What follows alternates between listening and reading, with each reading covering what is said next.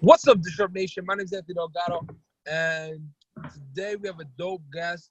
He is an entrepreneur.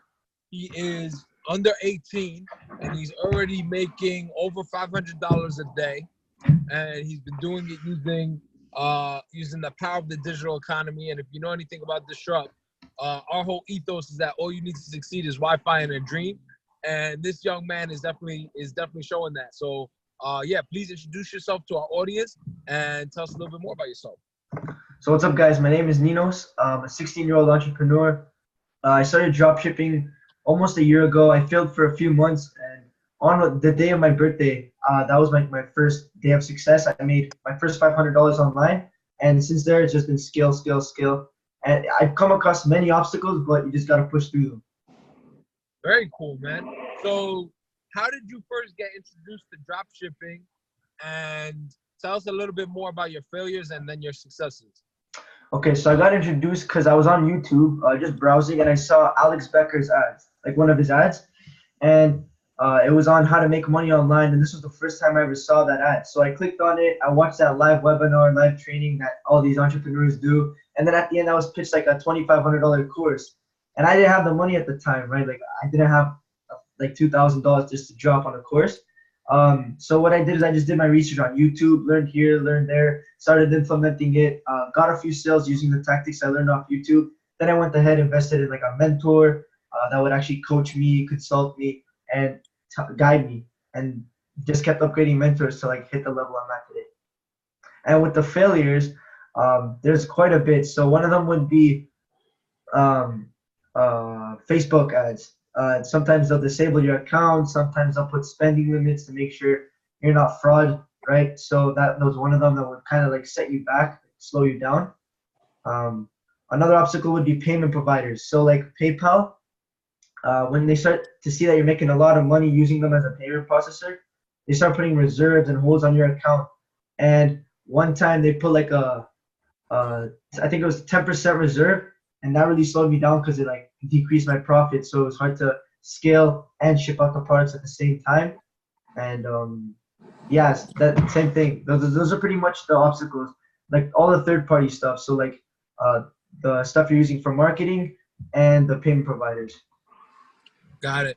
And how did you find your first winning product? Let's talk about your birthday. Yeah, so on my birthday, I was seeing this ad. It was on my feed. It was a permanent match. It was like a lighter that once you hit it, it just stays lit. And so I was like, that's so creative. I want to test that on my store. So I went ahead, I placed it on my store, I tested it, and I made $500 that day. And then I just scaled that. And then I obviously found other products as I went. Very cool.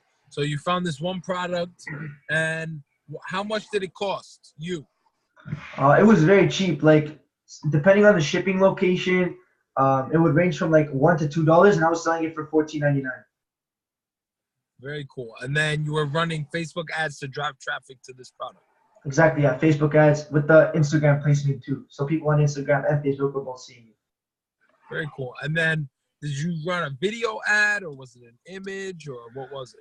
Yeah, it was a video ad. It was a person like showing how to use the match, how to like open it up and that kind of stuff. Very cool. And where was the video ad? Where did that come from? Did they provide that to you on Alibaba, or where did you get that video? So what I did is I used like the competitors. I downloaded his video. I edited it. I got someone to edit it, like change it around, obviously. But once I found out that it was working, I actually went on Fiverr.com or Upwork, I can't really remember, and got someone to actually make one for me because I didn't want to go and scale someone else's ad. I'd rather scale an ad that I had someone create for me. Got you. So you found an ad, you found somebody that was doing it, somebody that was making it work, and then you kind of reverse engineered their success. Exactly. Yeah, that's actually one of the methods I teach to like my students. I tell them to test products that are already working, and that's one way of doing it. Just scrolling through your feed, seeing what's popping up. Very cool. And then, so the first thing that you got was this magic lighter, and then after that, what happened? How long until that stopped working, and then what did you continue to do after that? So It was working for about 2 months. And in the first month, I felt like a king. I was making all this sales, all this money, right? But then the second month, I saw this video. I can't remember who it was by, but it kind of woke me up. He was telling people that having one winter product isn't enough because eventually it's gonna die. Then what are you gonna do? So during that second month, I went ahead and I found my second winter product, which was a Bluetooth adapter for your car to connect music to. And I tested that, and that ended up working too. Interesting. Now, for these products pages, who is the author? Who are you running the ad as? Oh, my brand. So like whatever the store's name is, I make a Facebook profile for that store and I run the ad. So I wouldn't have like a fake account with like another guy in it. Like it actually be like the store running the ad. Interesting. So it'll be the store running the ad, and then they see the product, boom, they like the product, they click, and then they buy it now. Exactly, yeah. And then they go and you push them to a Shopify powered store, and that Shopify powered store is then connected to like AliExpress in the background. Yeah, so once the order is made on my store, there's like a software. It's called Oberlo. It's like a Shopify app. You go ahead, you fulfill it on there. Cool. And then how do you know that the product is actually getting to the customer? So with Oberlo, once you fulfill the order, Oberlo is like synced with Shopify. So AliExpress. So whenever AliExpress, right, they have like your order list, and whenever the supplier sends in the tracking number onto your AliExpress order, it syncs in right away to Oberlo. So and Oberlo would sync it to Shopify. So it's like once Shopify receives that tracking number, they email the customer saying, "Here's your tracking number for order da da da," and so they're able to track it. And then you have to use PayPal, or because I know you said PayPal gave you problems. Have you experimented a way to not use PayPal? Just take Yeah, for sure. So I actually don't use it anymore because of like the problems they give with holds and reserves. It really slows down people's businesses, and I don't recommend people to use it anymore. I heard that it decreases your conversion rate by 20 to 30%. So like if you're getting a 2% conversion rate, it would go down to like 1.6. But it's not a big deal because wouldn't you rather have the money than have like the money stored and you don't know when you're gonna get it, right? Yeah. If you're gonna get it. So and usually conversion rates are higher than 2%. Obviously, that was just like an example. But yeah. So I just use credit cards. So like the only way for people to check out on my stores right now is like debit or credit cards. Interesting. And now, do you ship international or only local? Yeah, worldwide shipping. Got it. And then, so I think you mentioned behind the scenes, you were saying like you have a generalized store, and then you wait for a product to hit, and then you'll create like a niche store just for that product. Yeah, so I'll give the example I told you about. Yeah. So I was testing different products out on my general store, and I found out that one of my winter products is a watch. It was starting to do well. So I was like, why don't I just niche this store down? And I kind of turned it into like a brand. I added like a new logo, new name to it, new domain, new Instagram, Facebook pages, and I turned it into a watch store. So all the products that were not related to that watch are all gone now. So if you go onto it, it's all watches. Nice. So you created a watch store and a watch brand, and I was saying it's like similar to what Movement did.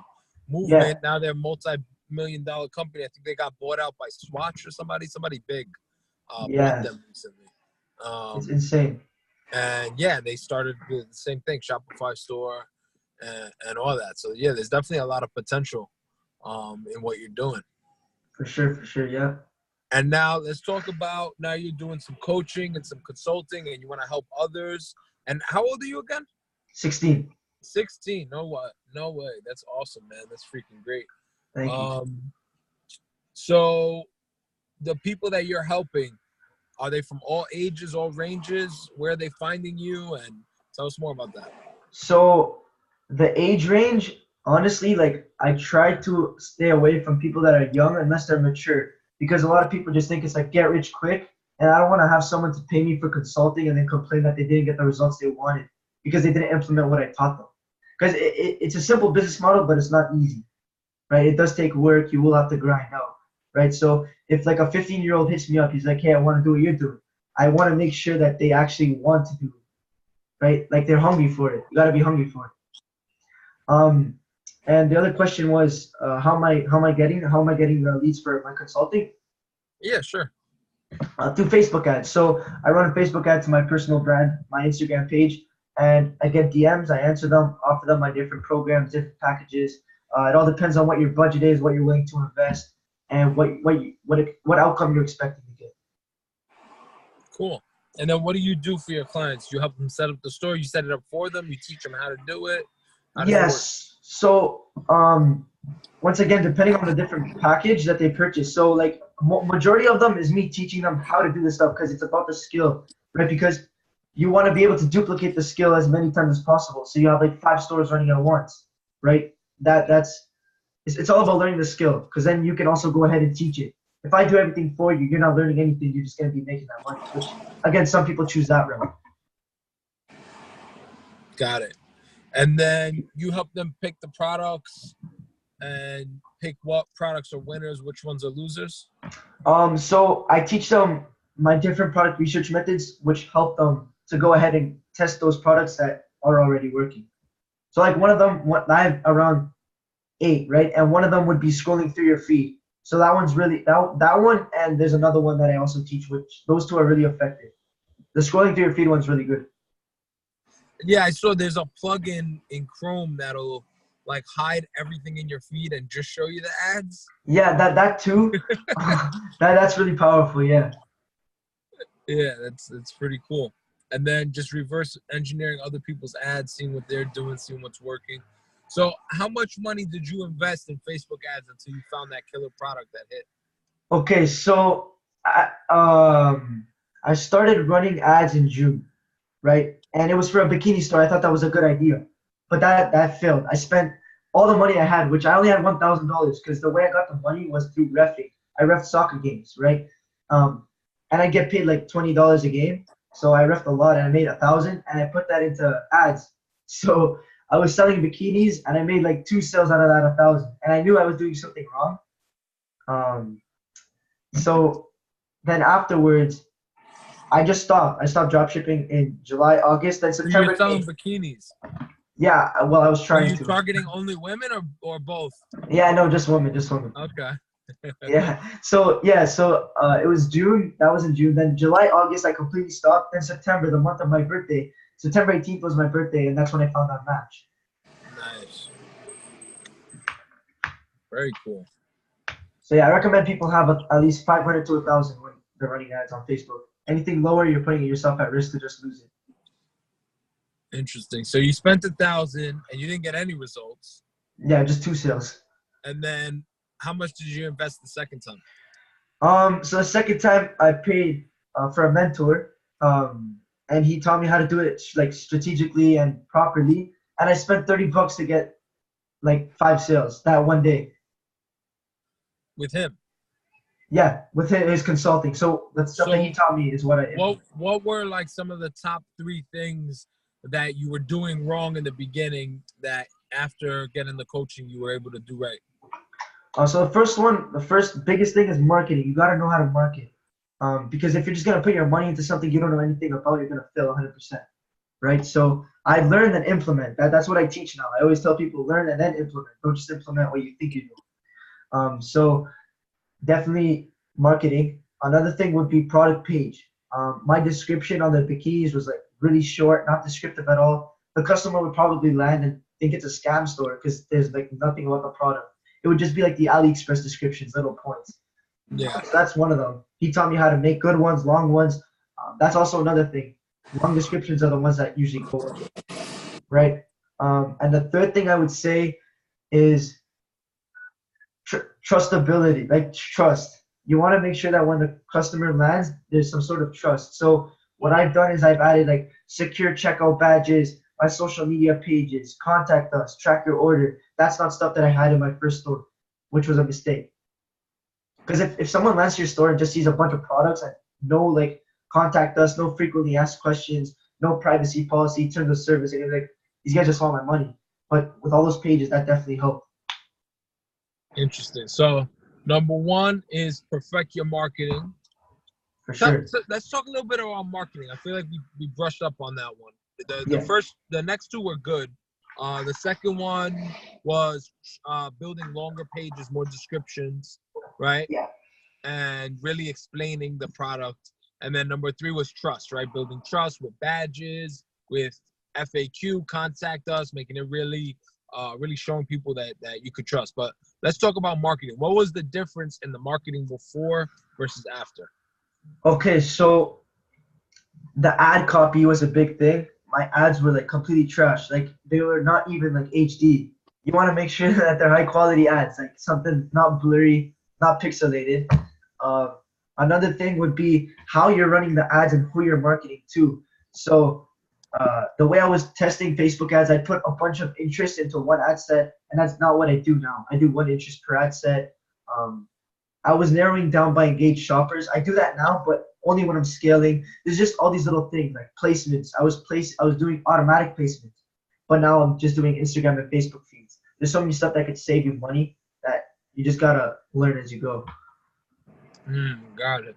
So not just trusting Facebook to figure it out for you, really You getting gotta do it regular. yourself. Got that. Got that. Very cool.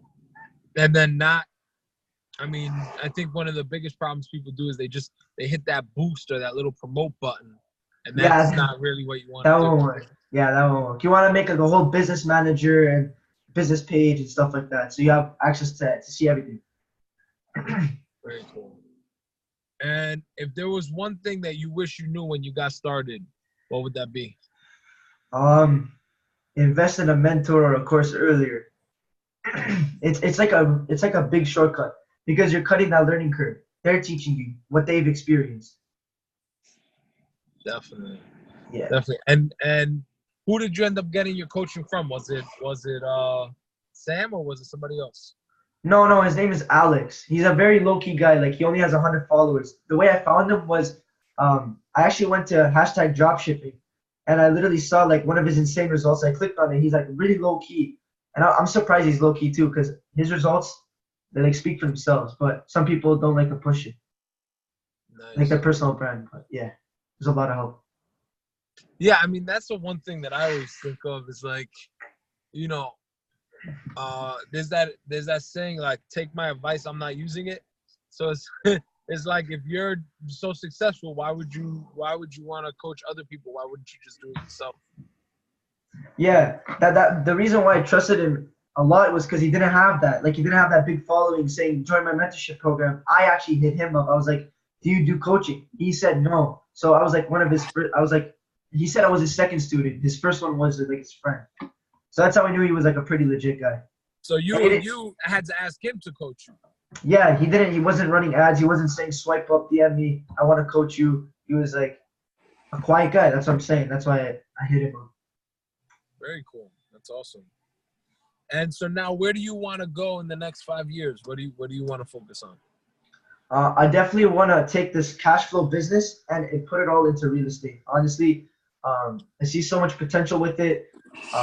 Like taking broken down houses, changing them up, fixing them up, selling them, or even investing in like a condo. That's something I'm probably gonna do soon. Buy a condo and just rent it out to people because I can live with my parents, so I don't need to move there, right? Very cool. Very cool. Um, if you were to go broke today, if you were to like lose all your money and start all over from scratch, what would you do? Start over from scratch. So the first thing I would do is get a job because you want to make sure you have cash flow coming to actually start a business. Because when I had that $1,000, I wasn't reffing anymore, right? So it's like this is all I have. I have nothing else coming in. So if I lose that, that's it. I'm back at zero. That was a big mistake. So make sure you have cash flow coming in. Work at like McDonald's, Walmart, whatever it is. Work hourly and just keep going until you succeed. Then quit your job. Got you. And then what would you do? So you got a job, and then what? What would you do if you start from scratch? Oh, I definitely invest in a mentor or a course, either or, so I could learn and then implement what I learned. Definitely. And what is a way that you think that you can bring goodness into the world, that you can make a positive impact? So one of the people I look up to is Ty Lopez, right? Like the way he does it is he does sell courses, but his courses help people, right? They actually give them financial freedom. And so that'd be a plan that I wanna get to too. Like I wanna get to that level where my courses are helping people, right? Like right now my consulting, it is changing lives. I have a few students who dropped out of college. Like I just posted on my Instagram story, a kid literally dropped out of college and went all in dropshipping and is successful. So I wanna take that to the next level, just like how Ty Lopez has. And like Grant Cardone, all those big entrepreneurs, they've been able to do it to such a big level. And I think I could too. Definitely. That's awesome. So I know we're running low on time, but I have one last question, and For that's sure. what does disrupt mean to you? Disrupt. It means disrupt all the distractions and just stay focused on what you wanna achieve. Definitely. I love that. Brother, thank you so much for being on the show. If people want to Awesome. reach Thank out you to for you having on me. social media, if they want to connect with you online, if they want to learn more about your coaching consulting, where's the best places to do that? So yeah, hit me up on Instagram. It's at Ninos Official. Awesome, brother. Thank you so much, man, for being on the Thank show. you. Thank Thank you you for for doing having me, what you're bro. doing. I You're doing appreciate it. some freaking cool stuff, and you're Thank super young. I wish that I was doing this stuff when I was 16, and it's really inspiring to a lot of people, probably older and younger than you. So yeah, man, keep up the good work. Thank you, brother. Have a good day. All right. Peace.